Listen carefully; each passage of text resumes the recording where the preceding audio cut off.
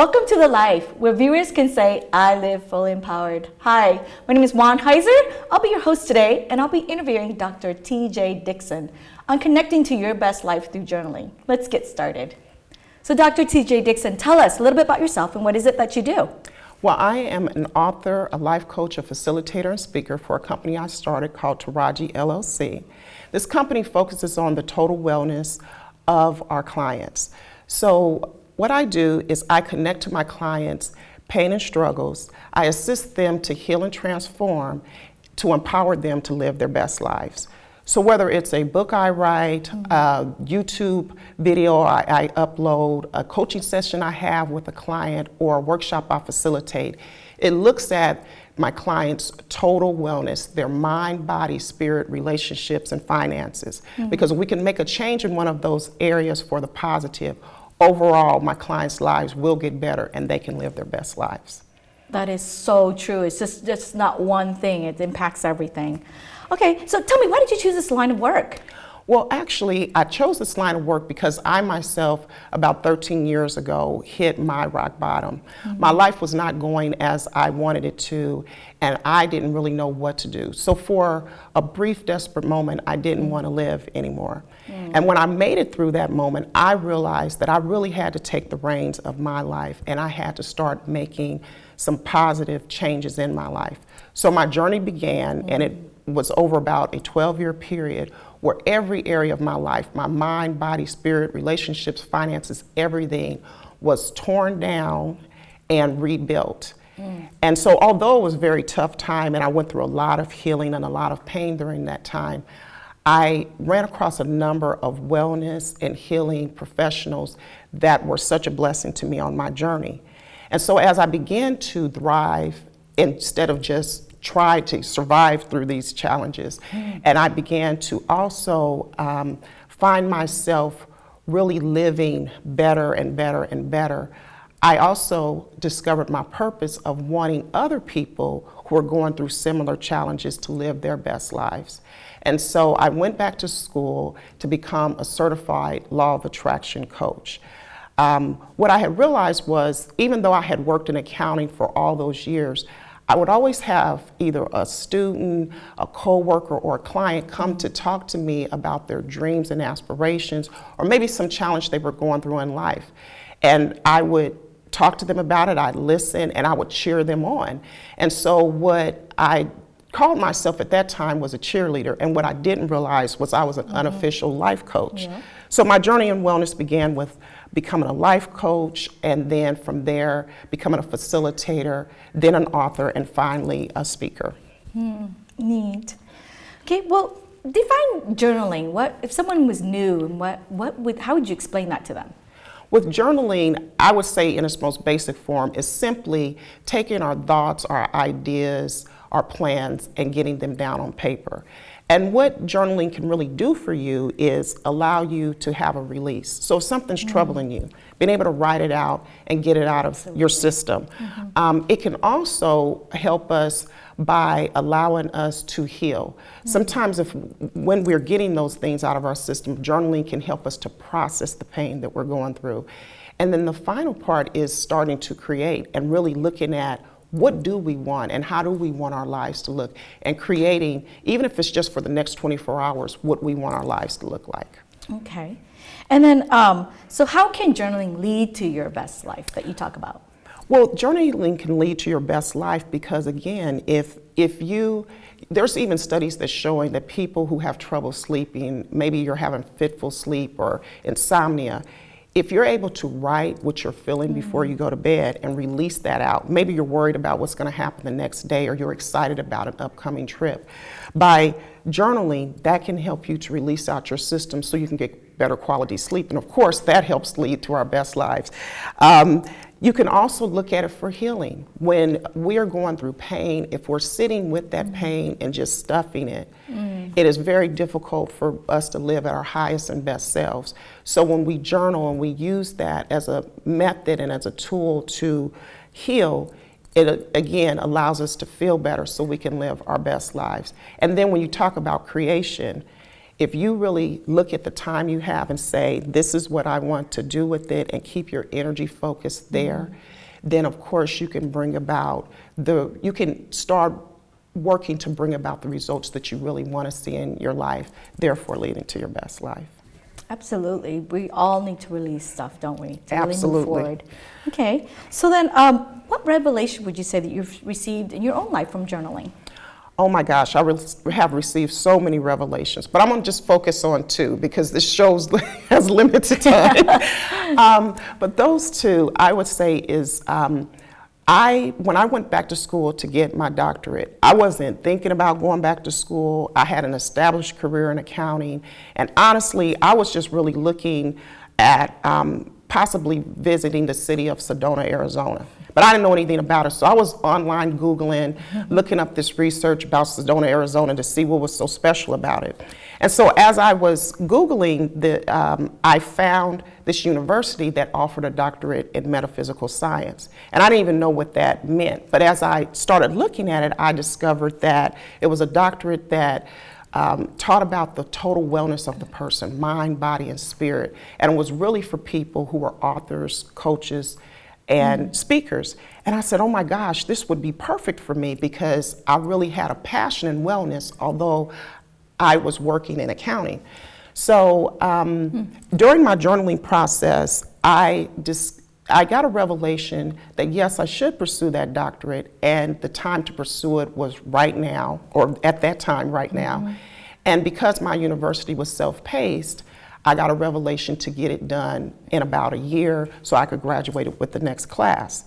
Now, logically, in my life at the time, it made no sense because I was working full-time as a chief financial officer and vice president of operations for a nonprofit. I had 4 kids in college, and I was a newlywed. So I'm like, what in the heck is this revelation? But I followed it. And then about 6 or 8 months later, I got another major revelation that started to help me understand why I needed to get the doctorate at that time.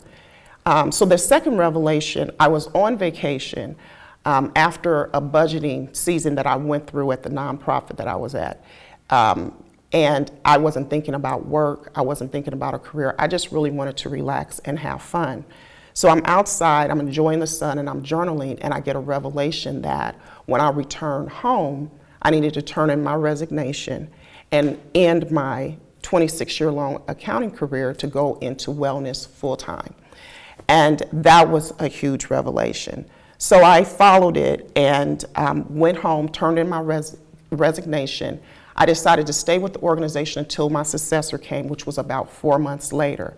And around the time that it was getting close to my last day of work, I received an email from the university congratulating me that my dissertation had been accepted and I was going to be graduating in a couple of months. Wow. So it all made perfect sense afterwards. So I really had to really step out in faith and just follow those 2 revelations, but they were huge for me. But it sounded like the journaling really kind of reached inside the inner voice and really guided you. Absolutely. To be able to do all that. That was amazing. Yeah. Okay, so tell me, what type of impact, obviously, big impact we heard there in that story, but what other impact did you think journaling have had on your life? Well, journaling has a daily impact on me. Journaling is what I use to focus my energy every day, to center me, to help me process through what I'm feeling, because I'm a human being. I go through things that are troubling to me, but it's a way for me to process all of that so it doesn't get stuck in me and start holding me back. It's also a way for me to create how I want to see my life every day.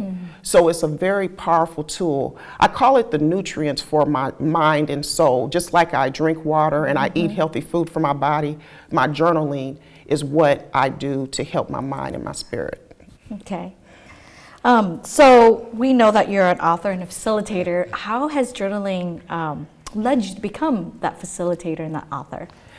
Well, again, I was journaling one day and I got a revelation to go to this local coffee house once a week and write over my lunch break for an hour solid. And what I was to write about was my story.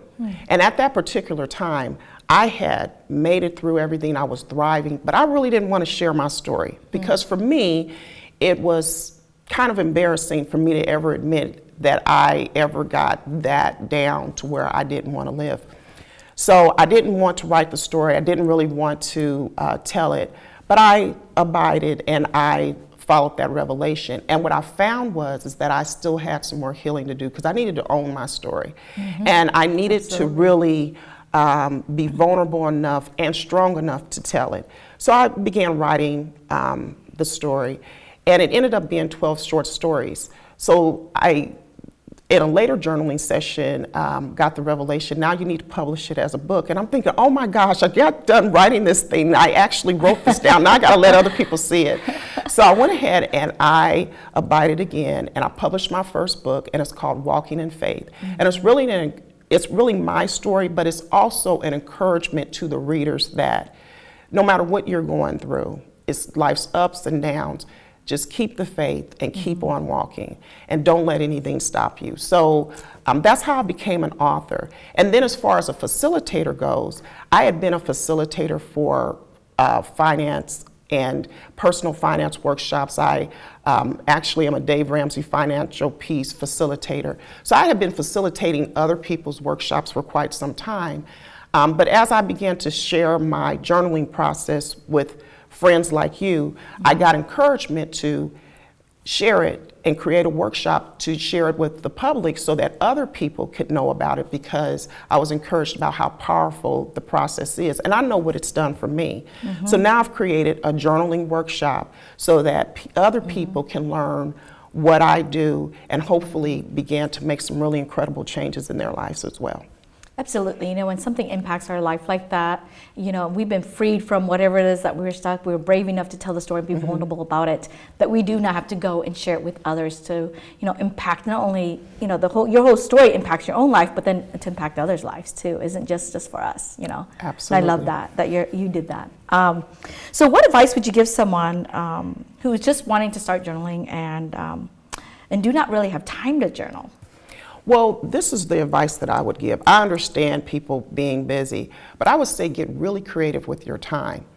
One of my favorite places to journal is in the bathroom. And the reason why is it's a private place, ideally. If you have little kids, maybe not so much, but you know, but in your bathroom, you can go in there, it's your private time, and people assume you're using the bathroom, so you don't get disturbed so much. So I would say go in there for just take 5 minutes and just write out what you need to write out.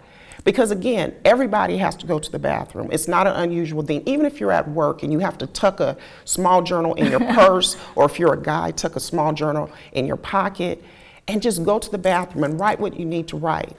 And just get really creative. Use the time you're already gonna use, or you might appear to be using, like using the bathroom, and take 5 minutes and write out what you need to do, what you need to say.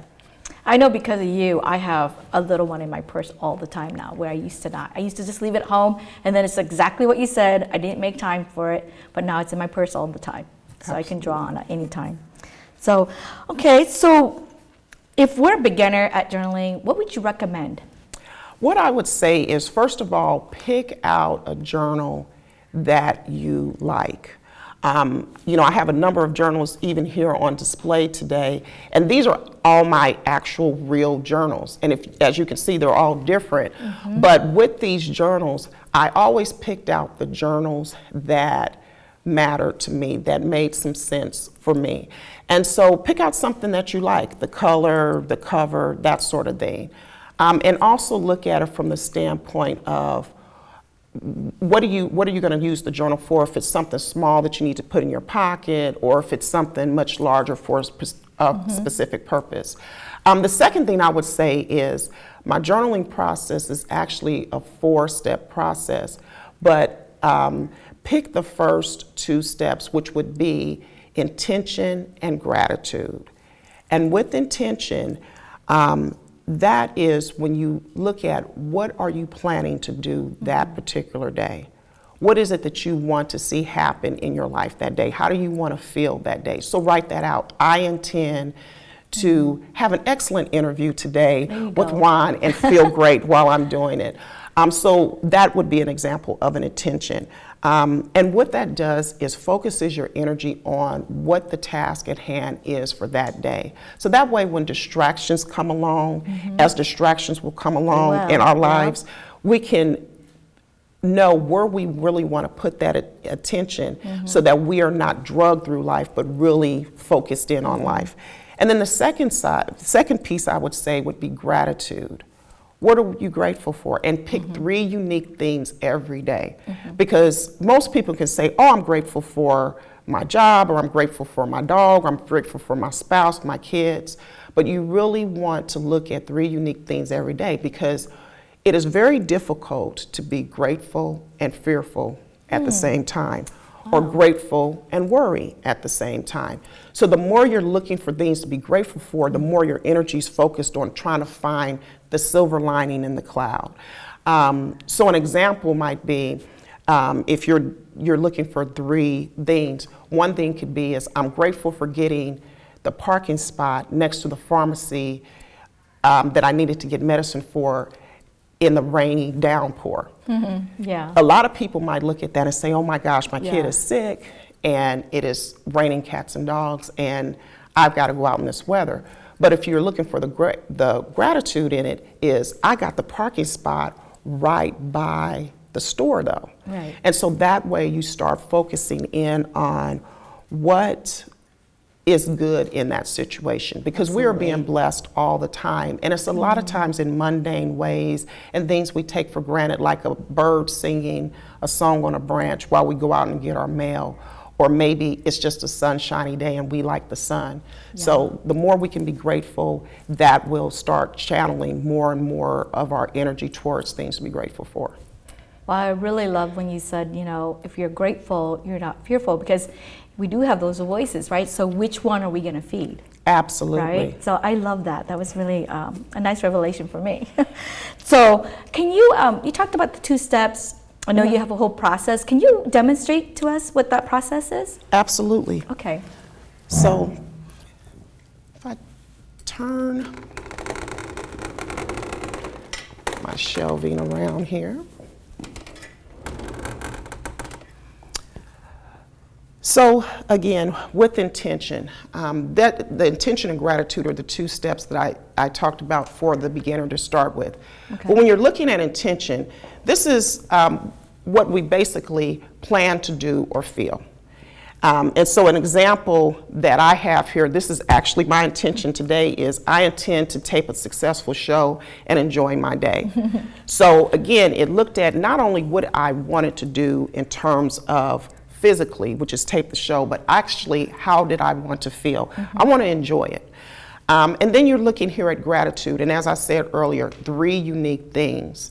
So here, an example is, I'm grateful for our awesome crew, my clients, and journaling. And these are, again, 3 unique things to me. Looking here with prayer, a lot of people like to speak their prayers. I personally like to write my prayers, and I like to call them thoughts to God. It might be something, that you're worried about, something even bigger that you're grateful for, or just something that's just on your mind. And that's us writing to God. Meditation and prayer to me go hand in hand. It's completing the conversation for me with meditation, because now you're going to listen to God, and these are where I've received my revelations, is in meditation. With prayer and meditation, I kind of look at it like a conversation we would have with a human being. You and I are talking now. You talk, I listen, I talk, you listen. And so it's very important to complete that circle, I feel, with meditation, because I've found a lot of power here with revelation, and even getting ease from my prayers when maybe there's just something I'm just kind of worrying about or concerned about, and in meditation I'm getting all is well and it's all going to work out kind of a thing. Right. So these are the ones that I do daily, these 4 here. And then there is a bonus one, if you will. I do this one as needed, and it's called the creation box. And with the creation box, that is something that I'm looking to create, and it may take more than a day to do, and it's usually not something that I have full control of. over. Okay. So for instance, an intention, say I intend today to take a 1 mile walk. That's something that really I can decide to do or not to do. Right. But with the creation box, here's an example for me, the perfect location for the journaling workshop. I have an upcoming journaling workshop and I wanted to find the perfect location. Some of that is outside of my control, so I was looking for God to really give me some leading and guidance on that, as far as what would be the best location, because I don't know, what parts of the city my clients are going to be coming from, and I didn't even know if there was a place out there that would really be cost effective so that I could keep the cost low on the journaling workshop. So I put that in the creation box. And one thing I have found that's been really powerful even about this is there's a few things I still have in the creation box, but typically whatever is put in there, it happens, and I know that whatever comes to me, that is exactly God's best for that particular situation. Okay. So this is the journaling process. In my journaling workshops, I would go into a little bit more detail, as well as add a few more pieces of things that wouldn't be a daily thing. But I wanted to bring this creation box because that's one that I actually use pretty often, just not on a daily basis. Okay, awesome. All right. right. Well, So I'm going to turn this back. yeah. Speaking of, the whole journaling process and the methods that you use, are these some of the journals that you use to start these process that you've done throughout your journey? Absolutely. One of the things that I would also suggest that a beginner uses, or anybody, even if you're an experienced journal, keep your journals. Because what is wonderful about me having all of my journals is I am able to go back and look at what has happened. And that is very encouraging. So if I'm having maybe a day when I'm really concerned about something, or I'm thinking, oh my gosh, I'm not going to make it through this, I can go back and look at any one of these journals and see everything that I have intended that came true, everything that was in my creation box, everything I prayed for, and really see how God had really worked with me to make all the things happen, or to ease my concerns and that sort of thing. So I keep all of these different types of journals. When I'm looking here at the different colors, all of these actually, I was attracted to all of these at different stages in my life, and some of them have sayings and some have, just really pretty patterns. And it just depends on what it is that I'm needing at that particular time. Okay. Which one was the one that they had the big revelation to go to school and tackle like all those different things that you just talked about? Well, the one with me really going back to school was this particular journal, and it says here, "Lord, under your wings I am safe," because there was just so much going on, and I'm thinking, how in the heck am I going to do all of this? So this was one of the ones that I used during that time. When I was going through a lot of, the big transformations and a lot of heartache, this particular journal was mine. Just when the caterpillar thought the world was over, it became a butterfly. I like that So one. that was a huge one for a lot of my transformation. Yeah, and I noticed you have a lot of butterflies, and I love it because it really gives you wings, like that journal there, right there. It gave you wings to do all those things, and it was possible. Absolutely. So I'm going to do a vulnerability question for you. Yeah, go ahead, have a seat. But which one did you use during the time that you get the revelation that your life was meant more than those columns that you were going to crash into that you talked about? Oh my gosh.